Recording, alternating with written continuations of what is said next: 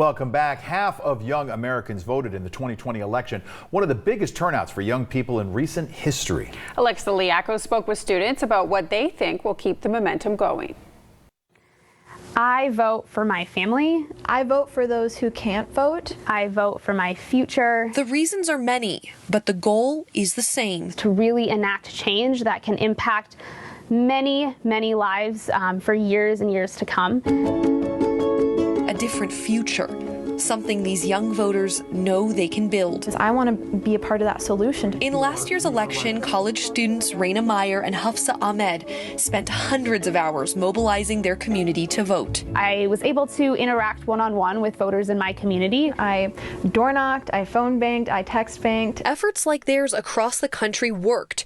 Half of Americans ages 18 to 29 voted in the presidential election.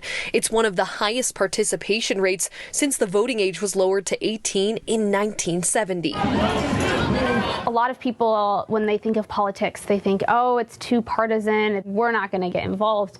And I think it's important to remember that the future that we are looking towards is one that affects all of us, no matter what we believe, no matter what our political standing is. A lot of young people do understand that. So young people spoke up for what mattered most. For juvenile justice, it's 1, 2, 3, 4. Brandon Brooks worked with Raina, Hafsa, and many young voters through the Minnesota Alliance with Youth to help make their voices heard. If we just stopped and actually gave the platform to young people, that's where the work is, that's where the power is. Now, 1 year after an empowering moment for young voters, the question is, will the young keep fighting for change? We grew up during the Great Recession, where we saw our parents get laid off. We saw economic crashes. We've seen climate disasters. And I think that has given us an unparalleled sense of civic duty. Both Hafsa and Raina took that sense of duty to the highest level they could. They joined the Minnesota Youth Council. We were able to help influence legislation, talk with our legislators, and really make a difference. Minnesota is the only state in the country that passed a law to create a council of young people to work directly with legislators.